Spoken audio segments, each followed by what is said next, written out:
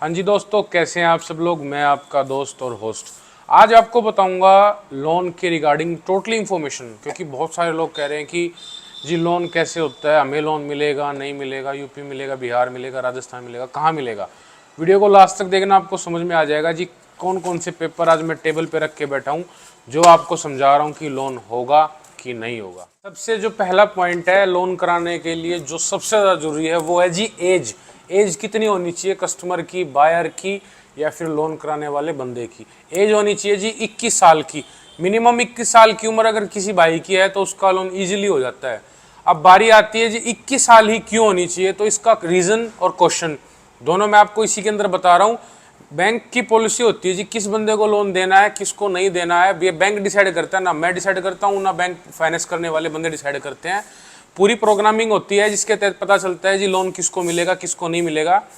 21 साल की उम्र बैंक ने अपनी डेडलाइन में डाली हुई है, मिनिमम 21 साल की उम्र तो चाहिए चाहिए। इससे नीचे अगर आप एक दिन भी हैं तो आप लोन लेने के लिए एलिजिबल नहीं हैं।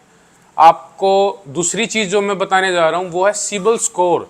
बहुत सारे लोग ये बोलते हैं जी हमने लॉकडाउन में किस्तें ब्रेक कर दी थी, बाइक हमने जमा करा दी थी। तो दोस्तों आपका track record CIBIL score down है, ख़त्म है, आपको बाइकें नहीं मिल सकती। अगर आप अपने सिबिल स्कोर को अच्छा बनाना चाहते हो तो कोई छोटा फाइनेंस करा लीजिए, कोई फ़ोन परचेज कर लीजिए, या फिर घर में कोई इम्प्लाइंस की ज़रूरत है वो इम्प्लाइंस परचेज कर लीजिए, बजाज का कार्ड बनवा लीजिए। ऐसी चीज़ों से ना आपका बहुत जल्दी वो हो जाएगा जी, रिकवर हो जाएगा, फाइनेंस का सिबिल स्कोर आपका अप हो जाएगा। उसके बाद मैटर करता है जी पैन कार्ड। पैन कार्ड कई आदमी ना आगे कंफ्यूज हो जाते हैं जी मैंने तो इस खाते पे तो कभी लोन लिया नहीं। जी लोन बैंक अकाउंट पे नहीं होता, लोन होता है जी आपके पैन कार्ड और आधार कार्ड के ऊपर, क्योंकि ये दो ऐसी चीज़ें हैं जो आपस में जुड़ी होती हैं और इन्हीं से आपकी बैंक की टोटली इंफॉर्मेशन इसी से जुड़ी होती है। एक मात्र एक पैन कार्ड से हम आपकी हिस्ट्री पता कर सकते हैं कि आपने कब कितने रुपए का लोन लिया, कितने रुपए की ईएमआई दी, कितनी बाउंसिंग चार्ज आप पे लगी हुई हैं। अब बारी आती है जी किस एरिया के लोन को बैंक इजीली कर देता है। तो हमारा शोरूम है जी सोनीपत में। मैं आपको एक उदाहरण देके सेट कर रहा हूँ। शोरूम के 90 किलोमीटर के दायरे में आप कहीं से भी हो तो आपका लोन 100% हो जाएगा। शर्त एक है कि आप बाउंस नहीं होने चाहिए, बैंक की नज़र में फ्रॉड नहीं होने चाहिए। एक फ्लैग अकाउंट होता है जी, आपने कभी लोन लिया, उसके पैसे ही नहीं भरे, 4 साल हो गए, 5 साल हो गए, और अब आके कह रहे हो जी हमें लोन नहीं मिल रहा।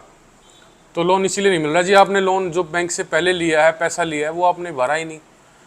अगर आपने किसी का पैसा लिया है और अगर आपने वो पैसा नहीं भरा तो जी आपको लोन कैसे मिलेगा। तो ये समझने की चीज़ है, अगर आप समझ में आएगी तो आपको बेटर रहेगा जी। अब बारी आती है जी लोन कराते वक्त किन किन डॉक्यूमेंट्स की फाइनेंस कंपनी को जरूरत होती है।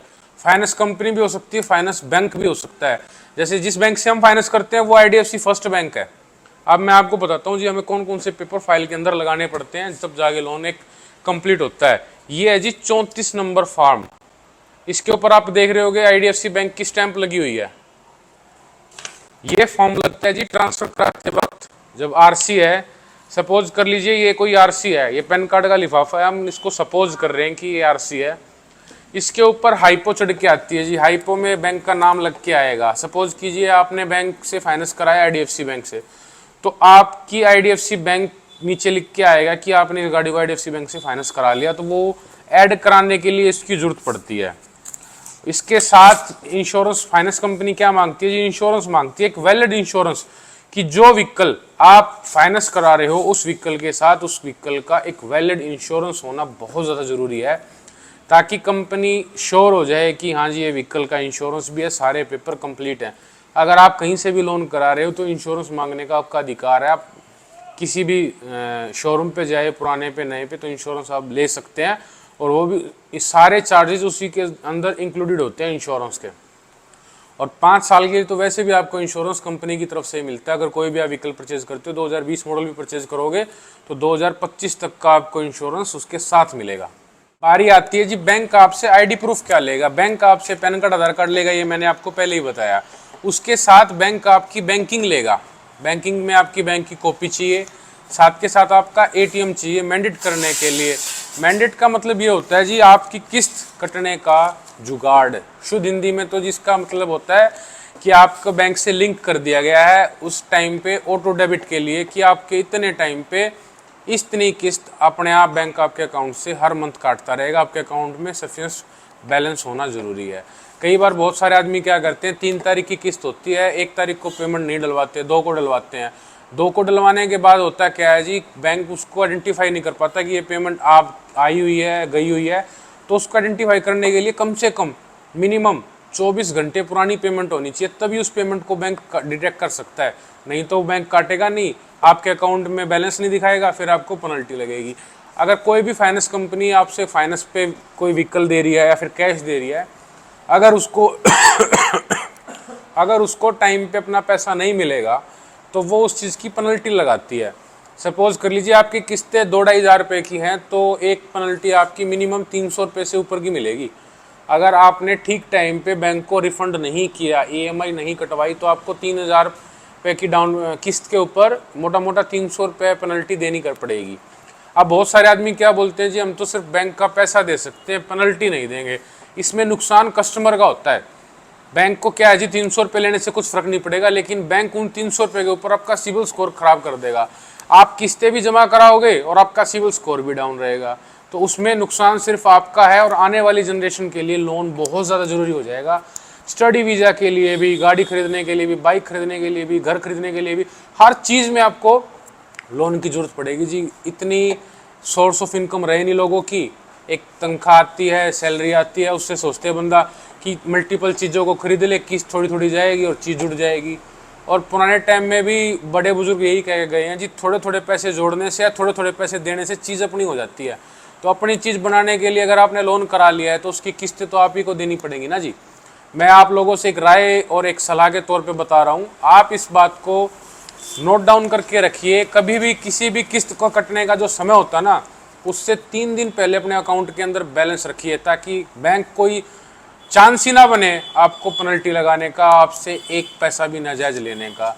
हम ये तो बोल देते जी बैंक ने गलत किया, और तब कहाँ चले जाते हैं आप सब लोग, जब हम 5 एटीएम की ट्रांजैक्शन करने के बाद किसी अन्य एटीएम में जाते हैं, वहाँ पे ये मेरे साथ भी बीतती है जी। मैंने 20,000 रुपये डिडक्ट किए अपने करंट अकाउंट से एटीएम से। एटीएम में गया मैं, एचडीएफसी का एटीएम था, एसबीआई का मेरा कार्ड था, तो वहाँ पे 10,000 रुपये पे मेरे को 23 रुपये का चार्ज लगाया बैंक ने, और एसबीआई मेरा फ्री में करता जी। तो बैंक तो जी बैठे इस चीज़ के लिए हैं कि कस्टमर गलती करे और हम उनसे चार्ज लें, क्योंकि जी बैंक के बहुत ज़्यादा खर्चे हो जाते हैं, और सरकारी बैंक सरकारी होता है। एसबीआई बैंक से अगर मैं 10 की 10 ट्रांजेक्शन भी कर लूँ तो भी मेरे को डेबिट नहीं कटता जी, उसमें कट जाता है। तो इन छोटी छोटी चीज़ों का अगर आप ध्यान रखेंगे ना, पता नहीं लगता। अब मैंने तो जी मैसेज चेक कर लिया कि मेरे को 23 रुपये एक्स्ट्रा कटे हैं। बहुत सारे लोग चेक ही नहीं करते, फ्रॉड हो जाते हैं लोगों के साथ, पता नहीं लगता जी पैसे किस चीज़ के कटे हैं। और कई बार ऐसा होता है बैंक से मैंडेट करा लिया है और किसी चीज़ के पैसे कट गए हैं, कस्टमर ये सोचता है कि आईडीएफसी बैंक ने मेरे पैसे काट लिए। बैंक नाजायज़ भी नहीं काटता जी। बैंक सिर्फ किस चीज़ पे काट रहा है, जब आपने गलती की आपको सज़ा दे रहा है, सज़ा वो पैसे के उसमें देता है, आपसे उसकी पेनल्टी चार्ज करता है। और पेनल्टी भी अगर आपने टाइम पे नहीं भी तो पेनल्टी के ऊपर पेनल्टी लगती है, और फिर उसके ऊपर ब्याज लगता है। तो किस्त अगर आपकी 2,500 रुपये की आपने 2 बार टाइम पे नहीं भरी तो ऑटोमेटिकली आपके 5,000 रुपये होगी जी। आपने 5,000 रुपये पे करने पड़ेंगे उस किस्त की एवज में। अगर आपको मेरी दी हुई इन्फॉर्मेशन अच्छी लगती है, लगता है कि हाँ जी सुमित गहलावत आपको एक अच्छी राय दे रहा है और आपका शुभचिंतक है, तो मेरी वीडियो को लाइक कर देना, दोस्तों के साथ शेयर कर देना, और एक बार टैग कर दीजिए वीडियो के अंदर उस भाई को जिसने अभी रिसेंटली लोन कराया है, ताकि वो भी ये समझ सके कि लोन कराना जरूरी है या जरूरी नहीं है।